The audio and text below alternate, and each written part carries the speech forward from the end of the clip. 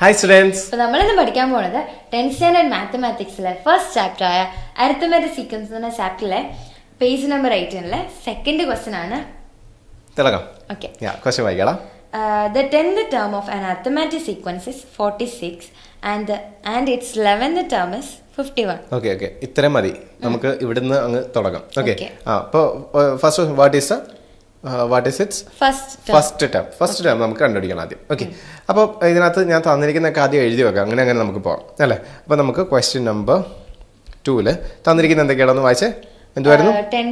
10th term. നമ്മൾ എങ്ങനെയായിരുന്നു? A10 തന്നിട്ടുണ്ട് അല്ലേ. എത്രയാ? 46. അപ്പം ഞാൻ ഒന്നുകൂടെ പറയുവാണ്, A10 എന്ന് പറയുമ്പോൾ 10th ടേം X10 ആയിട്ട് എടുക്കാം അല്ലേ. അപ്പോൾ 10th ടേമിൽ നമ്മൾ A10 ആയിട്ട് എഴുതും. അപ്പം 46ഉം നമുക്ക് പിന്നെ എന്ത് വന്നേക്കുന്നത്? A11 11th ടേം തന്നിട്ടുണ്ട്. സോ A11 എന്ന് പറയുന്നത് എത്രയാ? 51. അടുത്തടുത്ത നമ്പേഴ്സ് ആണ് നമ്മൾ അല്ലെ ഒരു ക്വസ്റ്റൻ ചെയ്ത അടുത്തടുത്ത ടേംസ് വന്നു കഴിഞ്ഞാൽ നമുക്ക് കോമൺ ഡിഫറൻസ് കണ്ടുപിടിക്കാൻ ഭയങ്കര സിമ്പിളാണ് ആണല്ലോ. അപ്പൊ നമുക്ക് കോമൺ ഡിഫറൻസ് എത്ര ആയിരിക്കും? കോമൺ ഡിഫറൻസ് എന്ന് പറയുമ്പോൾ അല്ലെ second term minus first term അല്ലെ. അപ്പൊ 51 മൈനസ് 46 ആണ് അടുത്തടുത്ത ടേംസിൽ അല്ലെ. ഏറ്റവും വലിയ ടേമിൽ നിന്ന് ചെറിയ ടേം നമുക്ക് കുറയ്ക്കുക. അപ്പൊ നമുക്ക് എത്ര കിട്ടും? മൈനസ് ചെയ്തേ നമുക്ക് 5 ആണ് കിട്ടുന്നത് അല്ലേ. കോമൺ ഡിഫറൻസ് 5 കിട്ടി. കോമൺ ഡിഫറൻസ് കിട്ടിക്കഴിഞ്ഞാൽ നമുക്ക് ഇനി കണ്ടുപിടിക്കാനുള്ളത് ഫസ്റ്റ് ടേം ആണ്. ഇത് കണ്ടുപിടിക്കാനായിട്ട് നമുക്ക് നോക്കിയേ, കോമൺ ഡിഫറൻസ് കിട്ടി. A10 തന്നിട്ടുണ്ട്. A10 A11 നിങ്ങൾക്ക് ഇഷ്ടമുള്ള എടുക്കാം. നമുക്കറിയാവുന്ന ഒരു ഫോർമുല നമ്മൾ ജസ്റ്റ് നേരത്തെ ക്വസ്റ്റനിൽ പഠിച്ചൊരു ഫോർമുല ഉണ്ടായിരുന്നു. എന്തുവായിരുന്നു? AN is equal to A plus N minus 1 into D. പറഞ്ഞ് പഠിക്കുക. AN is equal to A plus N minus 1 into D. ഇതിനകത്ത് നമുക്ക് കണ്ടുപിടിക്കാനുള്ള എന്തുവായിരുന്നു? നമുക്ക് ഫസ്റ്റ് ക്വസ്റ്റ്യനിൽ അല്ലെ, ഫസ്റ്റ് പാർട്ടിൽ കണ്ടുപിടിക്കാനുള്ള എന്തുവാ? AN ആണ് അല്ലെ, A ആണ് കണ്ടുപിടിക്കാനുള്ളത്. സോറി, A1 അല്ലെങ്കിൽ A1 ഫസ്റ്റ് ടേം എന്ന് വെച്ചാൽ A1 ആണ് നമുക്ക് കണ്ടുപിടിക്കാനുള്ളത്.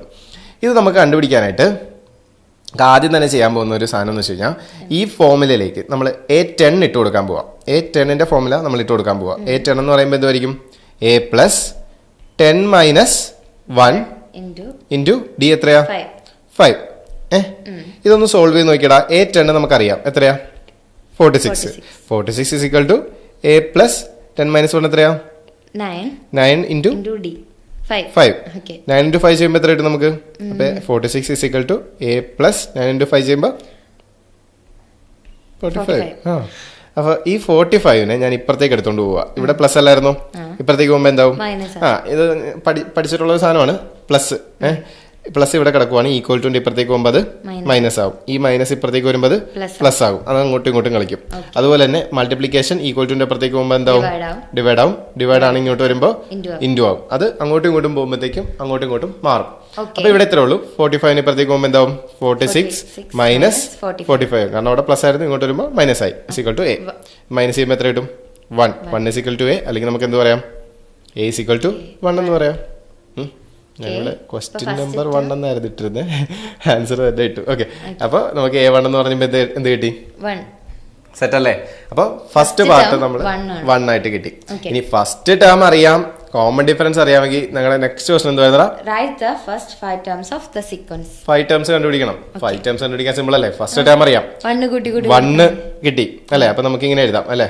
നമ്മുടെ സെക്കൻഡ് പാർട്ടിന്റെ ആൻസർ ആയിട്ട് നമുക്ക് അങ്ങനെ തന്നെ എഴുതാം. ഓക്കെ, നമുക്കിങ്ങനെ എഴുതാം.